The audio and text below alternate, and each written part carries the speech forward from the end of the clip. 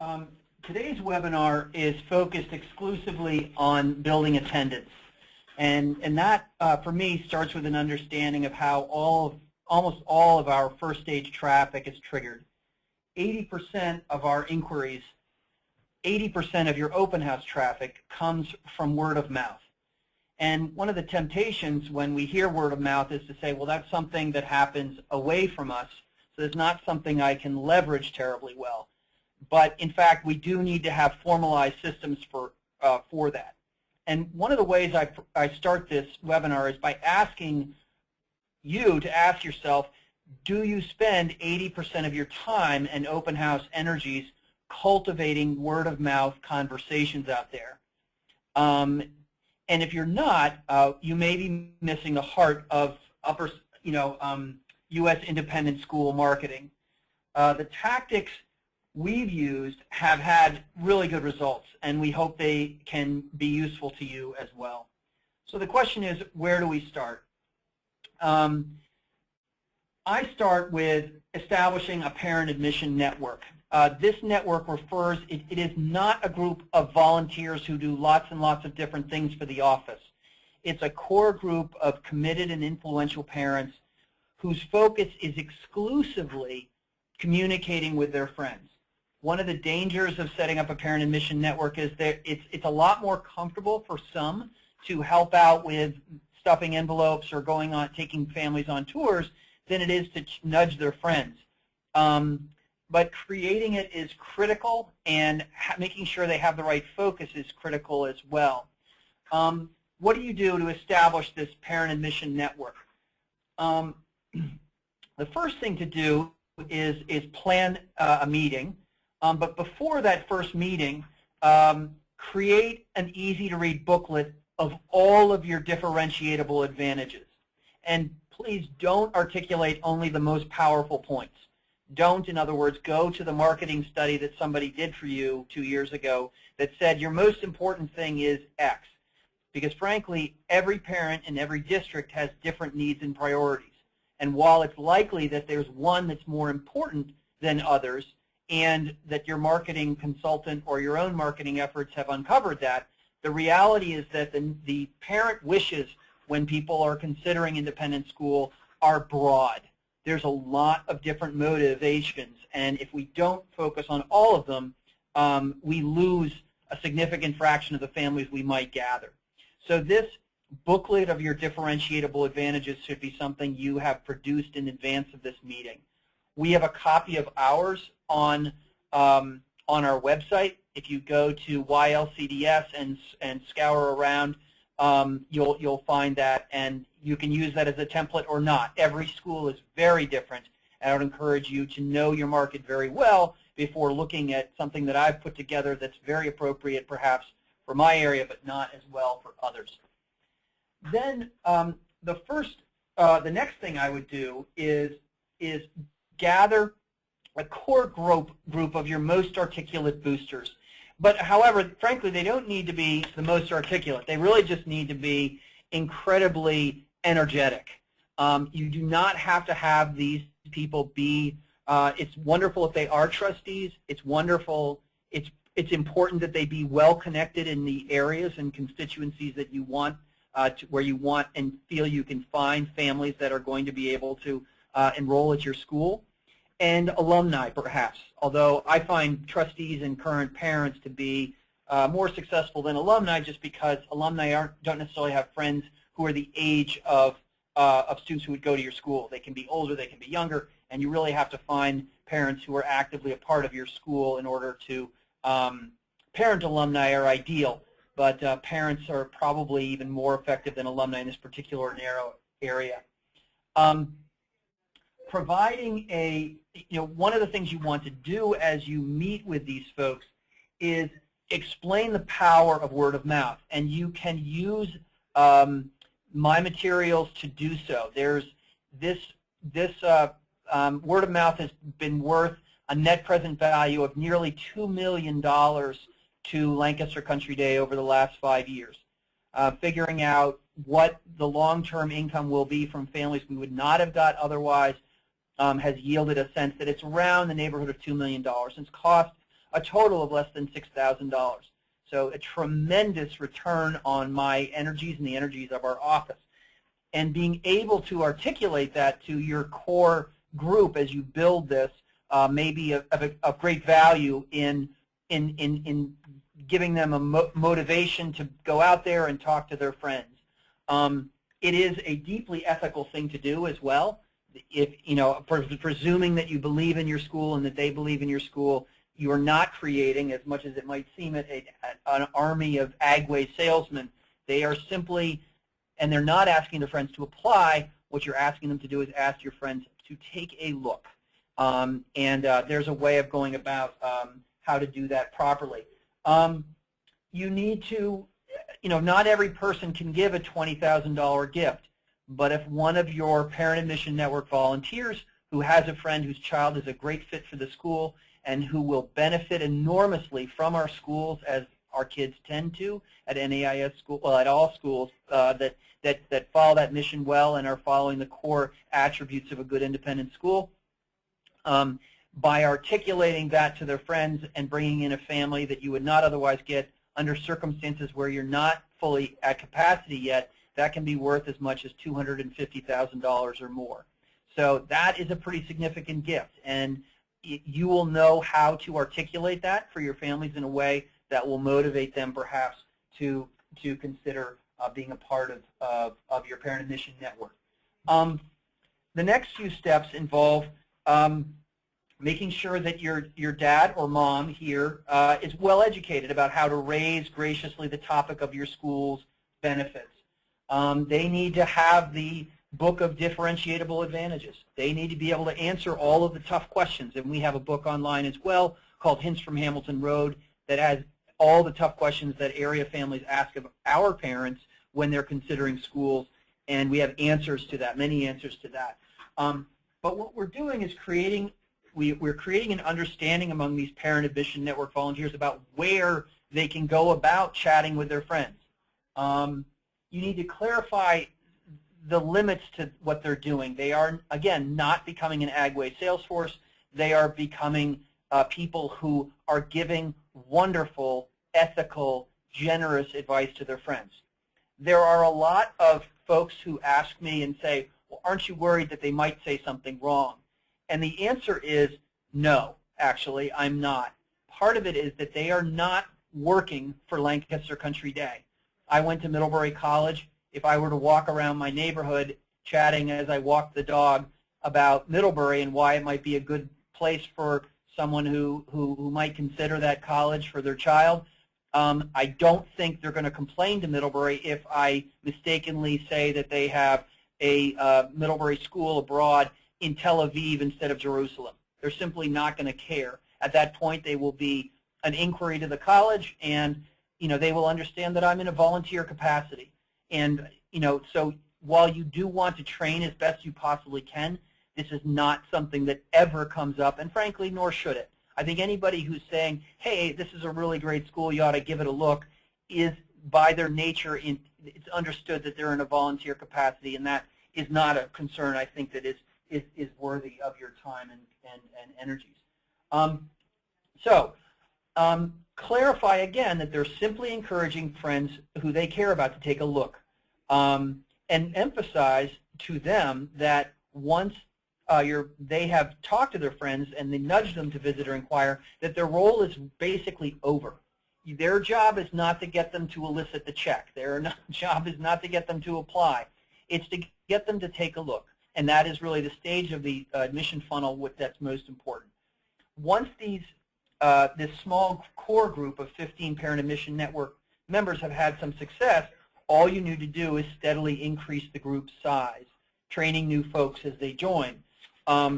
Here are some slides that give you, one of the other pieces that I do is sort of, and in a moment I'll come back to the value of this, but what I want to share about now is making sure that these folks know where they can go about finding folks who might be an appropriate parent or appropriate family for the school, or might have a child who's a really good fit for your school.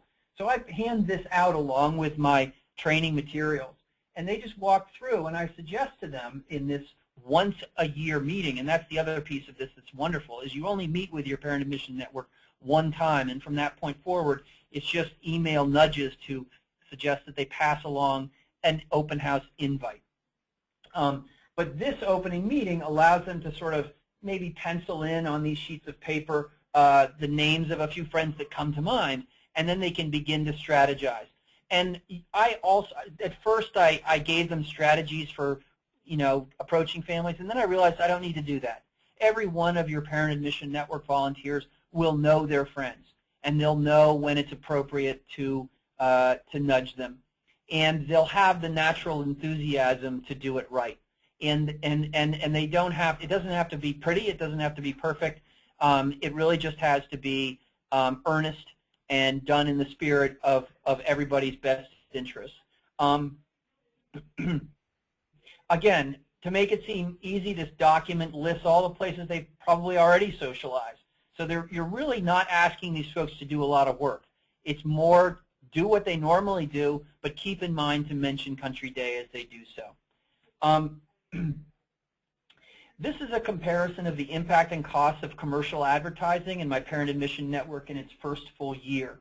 We now have more than 120 parent admission network volunteers, and 40% of our growth in open house attendance can be attributed to the parent admission network. So here's, again, the cost relative to commercial advertising costs that have equivalent success at our open houses. So you can see this is, I think, a very valuable option. One of the things you want to do beyond the parent admission network in generating open house numbers is to work on your internal marketing. Re-educating effectively your broader parent community can have an even more powerful impact on your numbers. Each of you will have the option to collect a packet of the materials I use to train PAN members, and the 3 sets of communication materials we send to our broader current parent community. These communication materials always come across, even though they're admission materials and are going to current families, as feel-good pieces.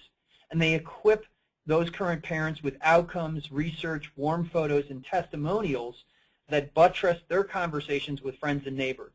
It builds momentum for development efforts as well, and it stems attrition too in the long run. One of the things I do as well is I have what I call a Just Good News.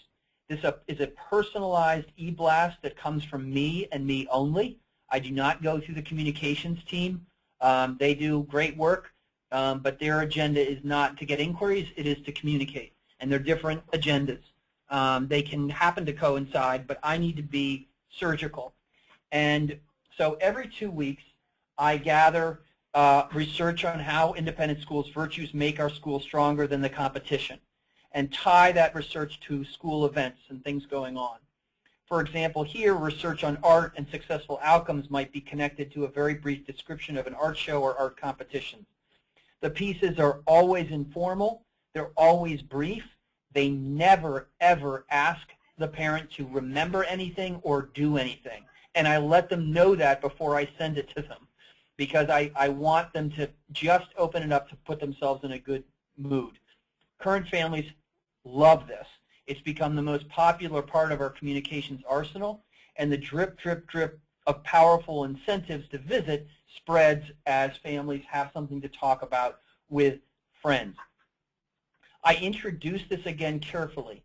I let current families know at orientation, the new current families know at orientation that this Just Good News that they get from me will never ask anything of them. In fact, I encourage them, if they're busy, to throw it away as a sort of half-serious way of saying, you can relax when you get this email. It's not a workout. It will just allow a pause in your day that will make you feel good about the decisions you've made to come to Country Day.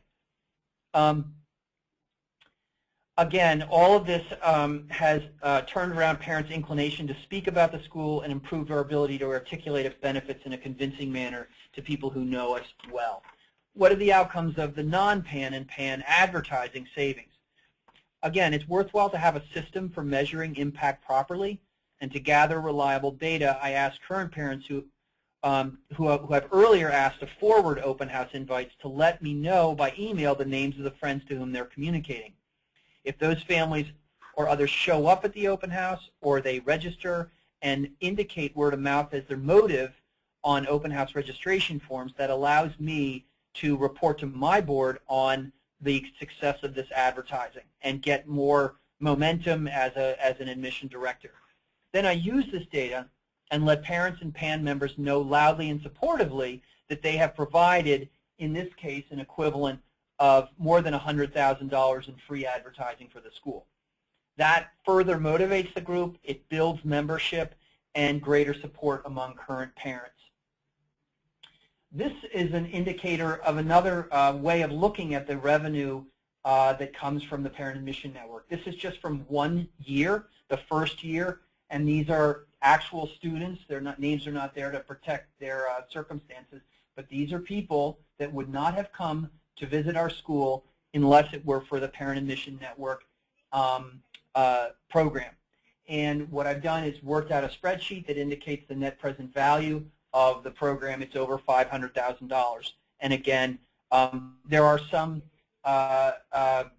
assumptions in here. The first is that the school is under capacity, because we were in 2009, 2010. Although with the help of the Parent Admission Network and these open house growth, we've now reached capacity. But at the time, the school was under capacity. If I was full, my application growth would rise, but not my enrollments and tuition. The second is that I lose 10% of my income from these students to attrition every year, and that the tuition goes up 3% a year from this current crop of new students. So with these assumptions, what I've uncovered is that in the first 2 years, we got $1.8 million in net present value from the Parent Admission Network. What about traditional tactics? What works out there that we are already doing? The first thing is, for any advertising, plan and book photography to meet the requirements of print advertising and direct mail pieces very early in your summer. Decide your budget priorities. Keep in mind that word of mouth will deliver 80% of your traffic, but prioritize your time between the two areas of number generation activities accordingly. Direct mail is important. While advertising independent school is deeply inefficient, having your name in front of a broad variety of families, including those who can afford your school, is a necessity. And buying mailing lists of families from a particular demographic and circumstance who have children who could come with enough lead time for mailings to arrive 2 or 3 weeks before your open house dates. So you need to time your photo shoots, you need to time your planning for the ads so that these mailings will be sent out 2 or 3 weeks before your open house dates. You're going to want to contact all area papers and magazines and be sure the open house is in the calendar section of their publications, which frankly is often even more valuable than an advertisement in those newspapers. The value of print advertising continues to weaken, but advertising in newspapers in each of your markets, in my opinion, still appears to be a necessity. I advertise on radio and TV. I prefer public radio and public television as the market matches the constituencies of family who are especially well educated and who care about education more and enough to come to independent schools. If you have an early childhood program, public television ads during the morning and or afternoon childhood programs may make sense. Ads targeting middle and upper school candidates should come during different programming periods. The data we collect at LCDS does not suggest that this, like all commercial advertising, is an especially efficient tactic, but we still feel in our case that it's a necessity and keeps our momentum going forward. We've continued to go to fairs. I will share that as a native Vermonter, where billboards were outlawed in 1970, I have my own deep visceral hatred of the medium. However, unlike any other type of advertisement, if the location is right, the ad will be seen and will be seen often. Billboards are expensive, but are of greater influence because of their visibility and drivers' unavoidable gaze. Given, in my opinion, the somewhat tacky nature of the medium, if you are a highly successful school and we will be fully enrolled indefinitely, you may benefit from rising above the fray and not choosing this, what I consider to be hideous medium in some respects. But it has been our most effective mode of advertising. It's simply seen. Obviously, sign up for every fair where folks will realistically have an interest in your school. The novel idea I'd share here is to create your own fair or its equivalent. I do this by establishing a special relationship with all my key feeder schools. Dropping off flyers doesn't cut it. You may need to be able to shake hands with families. My tactic involves feeder school merit scholarships, but that belongs in a different slideshow, so I won't go there. But you can establish some really positive relationships with feeder schools, but I'd recommend to be there to shake people's hands. I would recommend that you tally all the parents who would not object to having open house signs in their lawns. Most research would say that 5 open house signs are as valuable as an $800 newspaper ad and are considerably less expensive. A set of 10 inexpensive signs costs less than half of that. You'll need to determine how to work changing dates onto the signs. We have about 45 or 50 signs at this point. They're not necessarily convincing as an advertising slogan, but if they're out there for a few weeks, they are seen, and they are an effective reminder for families who are already inclined to come as well.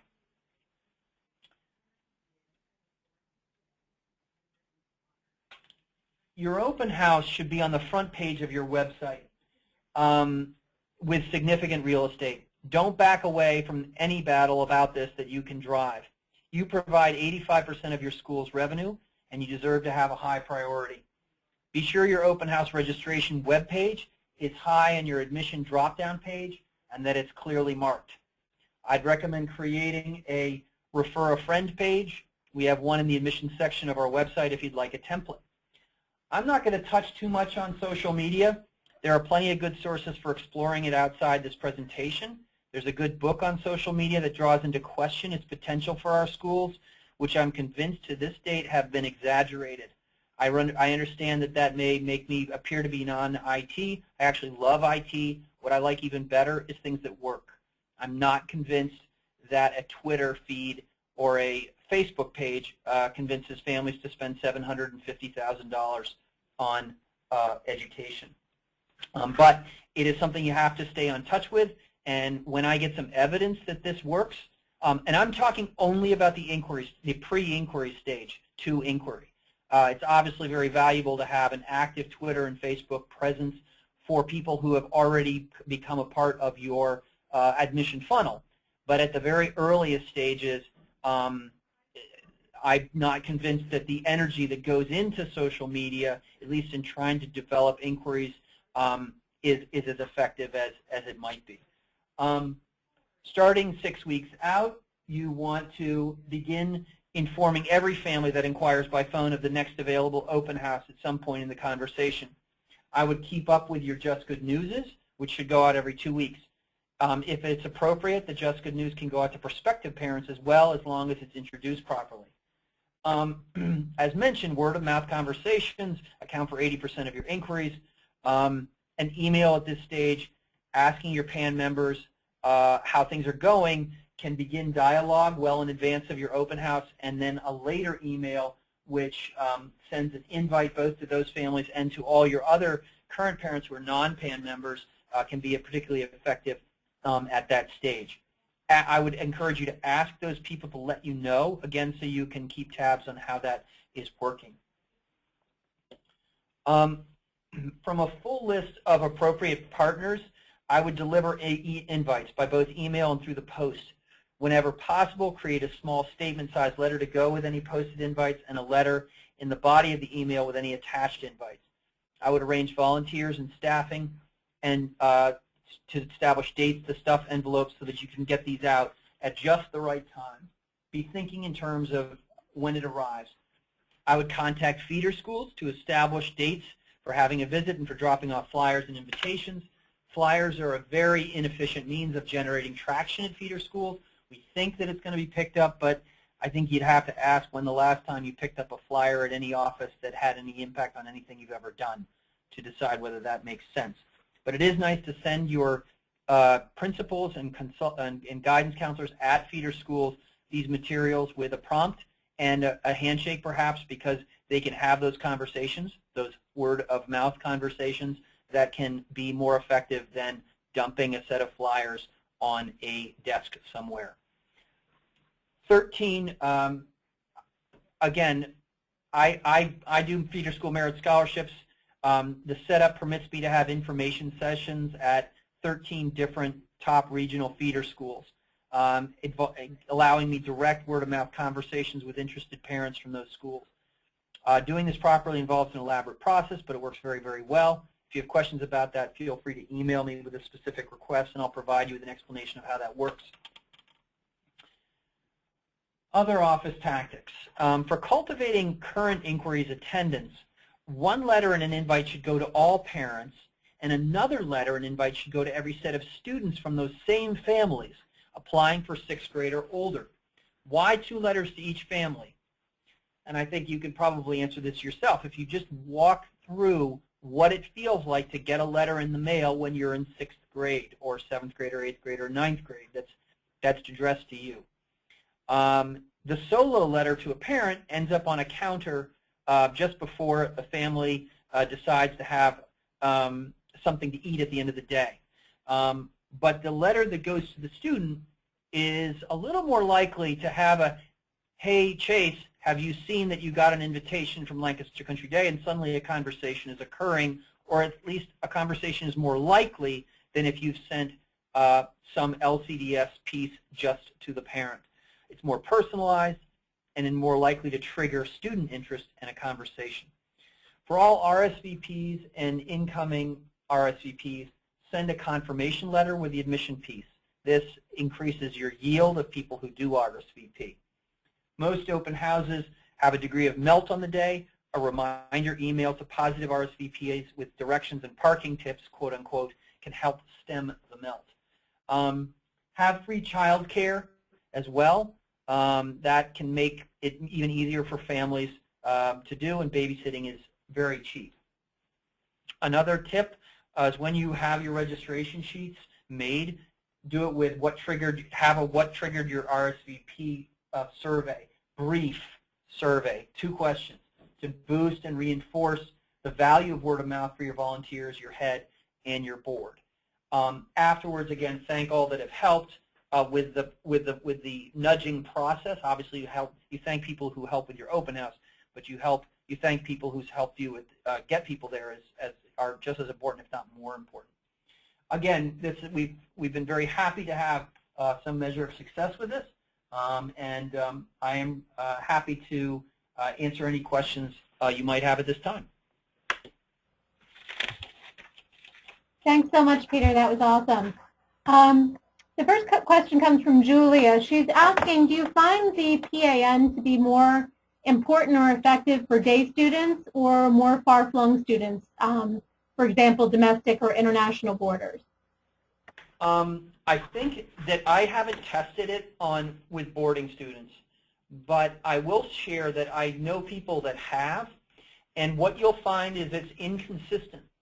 But so is the day student parent admission network.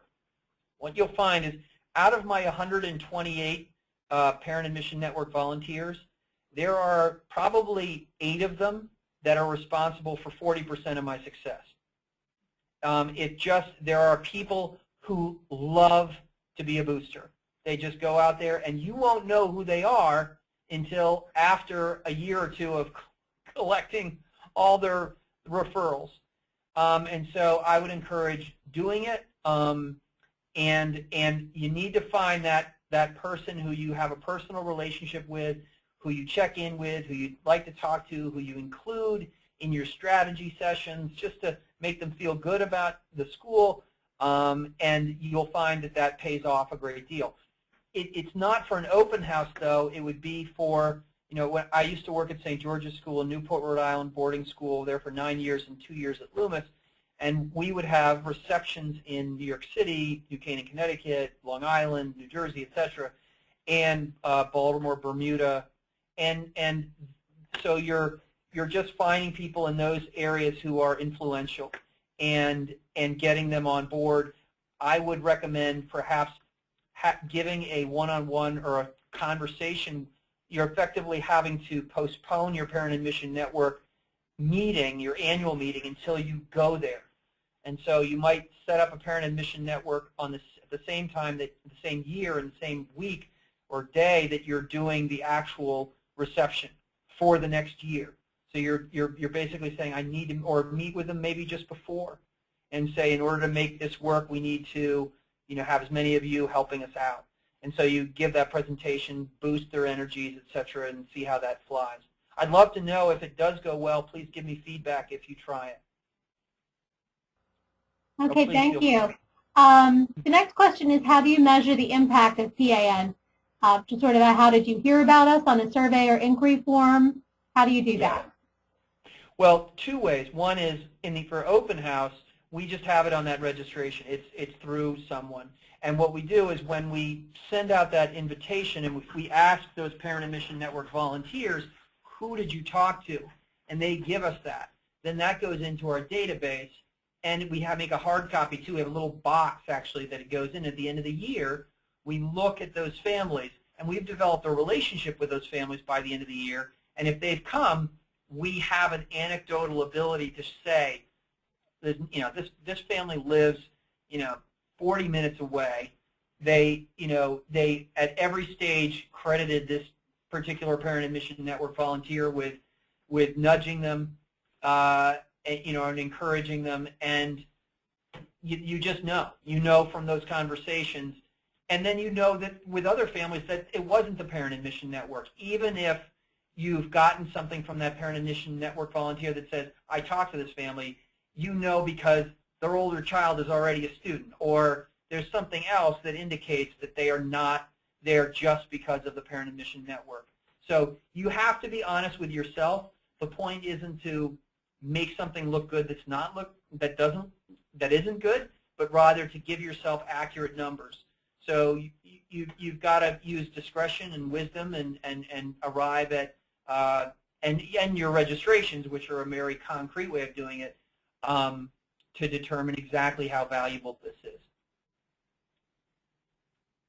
Okay, thank you. We have some great questions here. Tina's asking, you've used the term meet and greet a few times. How do you arrange this, and what does it include? Is it a table? Is it coffee in the cafeteria? How does that work? If you mean at the feeder schools, what I do with that, since I'm doing a merit, I'm a little bit spoiled. But these are feeders. These are schools that end, at a variety of ages, but tend to have kids who will from time to time consider our school. So what I've done, for example, in Berks County, is I made arrangements with 4 schools in that area. They have the right, any of the parents whose children have gone to those schools can apply for merit scholarships to Country Day, the Berks County Merit Scholarship Program. And they get $7,500 off every year through to graduation.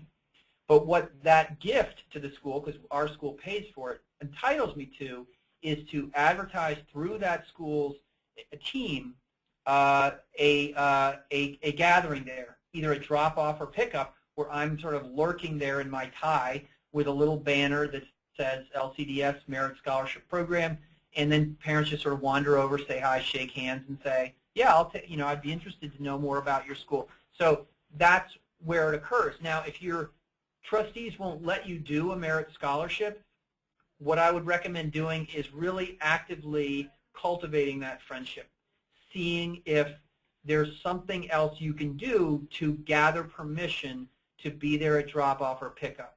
It might be that you give a gift to the nonprofit of that school's choice, if they are willing to give you, you got to be creative. I don't know, I don't want to, but I mean, there's got to be, I'm not suggesting that you bribe people, but I mean, honestly, you need to have a relationship with those folks in order to have those meet and greets. I'm lucky. I work it into my letter of agreement in the merit scholarships, but I know people who don't have merit scholarships who are able to generate these meet and greets. So it's going to depend on the caliber of your friendship with that person, but usually they'll understand. And you do have to be really well behaved when you do it too. You can't get in people's way and be annoying. You know what I mean? You want to be you want to be discreet and respectful as people are busy. That's it. Thank you. Len Armstrong is asking, are multiple open houses of various types, i.e. information sessions, necessary and effective? Well, it just depends on the school. I was just visiting a wonderful school in a nearby city that didn't like open houses. They didn't feel that they didn't like weekend open houses. They felt that they were not very useful. I do my open houses on Sunday. They're very effective. They're a wonderful feel-good. People leave just feeling very good about the school. So I think you get momentum. Other people like to have random open houses during the school day, and parents just sort of browse and wander around the school.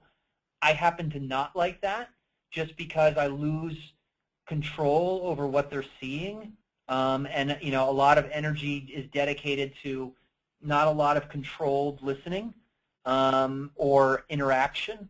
So it really depends on the school. What I would do is test out the different types of possible open houses, and I do the next webinar is going to be on how to structure open houses, so you can look at that and decide for yourself.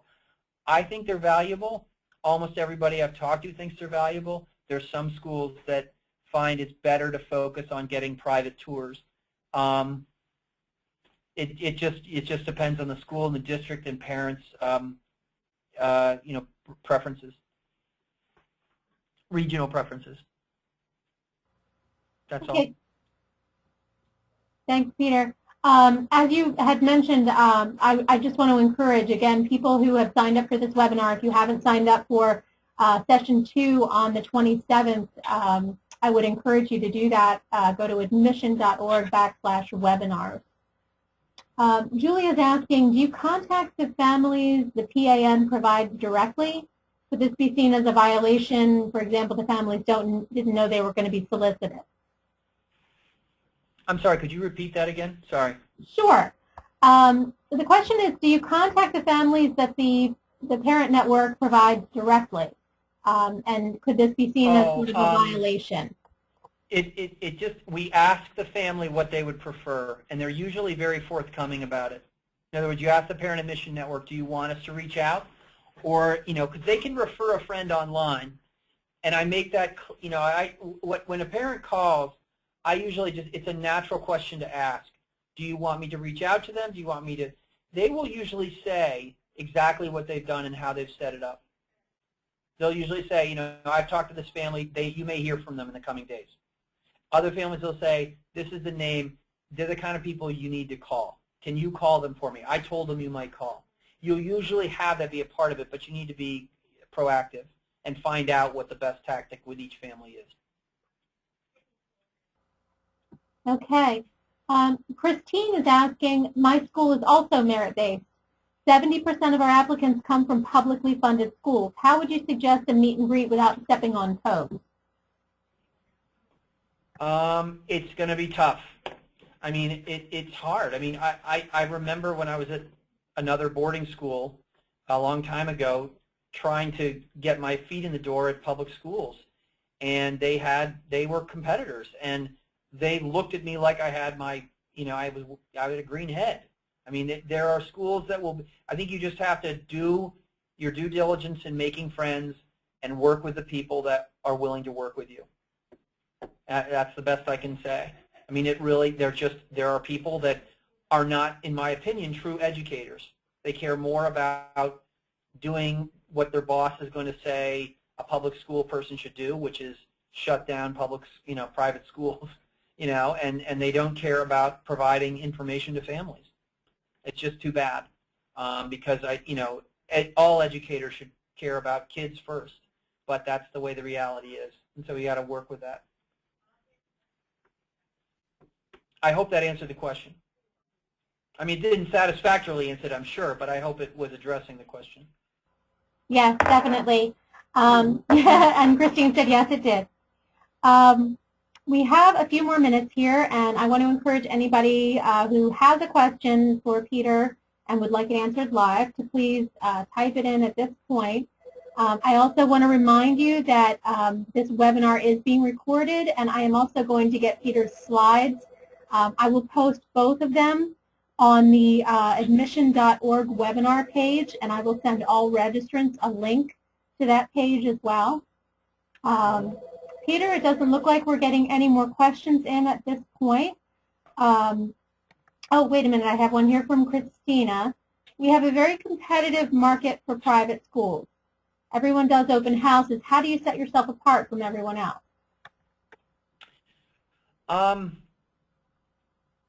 I think you'll find that out at my next presentation, frankly. I mean, there's so many answers to that I don't want, I mean, if you can also email me and I can forward you what, if you can't come to that next Thursday, you can email me and I'll share with you.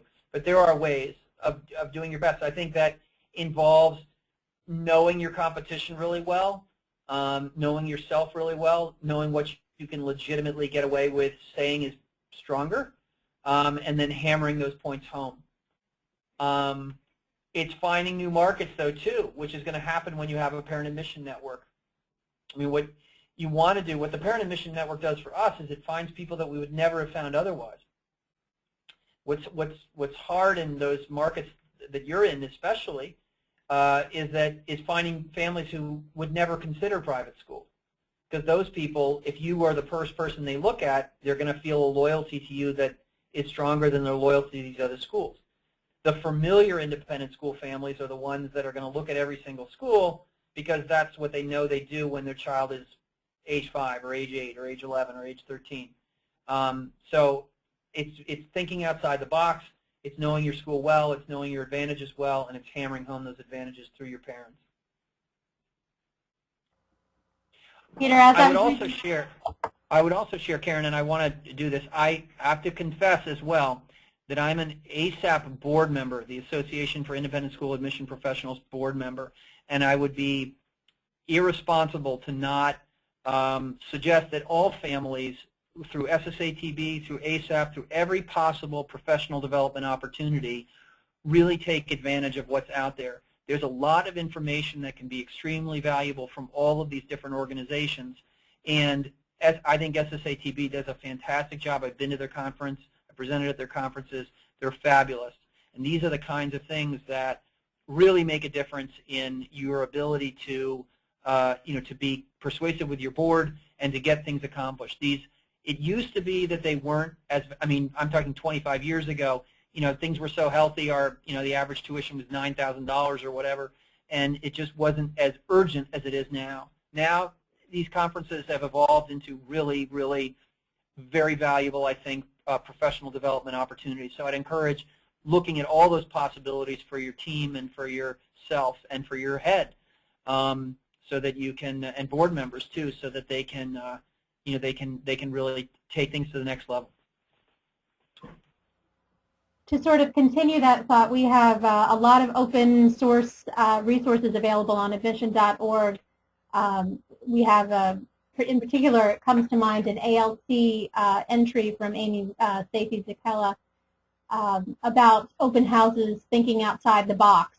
She did a couple of interesting things with her open houses. Peter, the next question is kind of interesting. Christine is asking if you've ever seen evidence of private schools getting together to hold sort of a block of open houses at one time. Well, I've never seen it in a day market. The 10 schools program basically does that. Andover, Choate, Hotchkiss, etc. They travel around the country and do receptions as they go around the country together, and they each have sort of 5 minutes presentation, and then they have their tables, and people wander from table to table to table, which is a fabulous thing to do.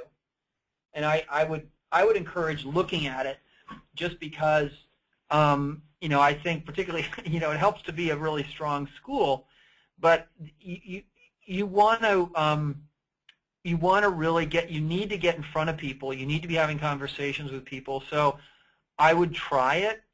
You really have to have a very, it's got to be led properly, and the ground rules have to be worked out in advance, but I think it's valuable. I think it'd be valuable to do merit scholarship fairs for these schools, so you're really focusing on people you wouldn't otherwise get. And so that's something I've talked to people about in some of my presentations. I think it's a good idea. Okay, I don't have another question, but Jennifer is actually saying that they've held high school information fairs for the day community with multiple private and public schools participating. That's Jennifer Haley at the Annie Wright School. So Yeah. obviously there are some people that are doing this. Oh, well, fairs, absolutely. I mean, that's what. Yeah, yes, that's a very good idea. You should any fair where you can show up as an independent school, you do that. I thought this meant, sort of proactively saying, okay, the four fierce rivals would have a gathering at the local library, and all give presentations together, which is a little different than at least the independent school fairs I went to from St. George's, where you'd be in a room with 50 other schools, if that makes sense.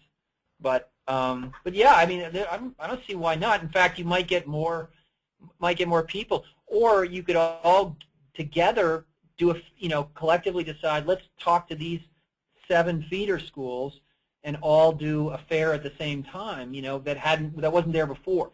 So generating it yourself is going to be what maybe changes your numbers game. Yeah, that's an awesome idea. Peter, we're at the end of our questions at this point. So I'm just going to do a wrap-up, and then I'll give you a chance to make any closing remarks that you'd like to make. Okay. I want to thank our audience for tuning in, and a special thank you to Peter for providing us with this insightful webinar. Just a reminder, a recording of this presentation and Peter's slides will be made available on the webinar page in the professional development section on admission.org. Thanks again, and have a wonderful day. Peter? Just thanks very much. Feel free to email me. If you go to the Lancaster Country Day School website, my email and contact information is there. You should feel free to email me anytime. I may reach out to you all as well, just to let you know that you can do that. When I'm not I don't have a professional consulting business, but I have been known to just go and talk to trustees and heads if my travel is paid for. So let me know if there'd be any value in that, and I'd be happy to consider it. It's tricky with my schedule, but I'm still very inexpensive. Thanks, Peter, and thank you to all of you.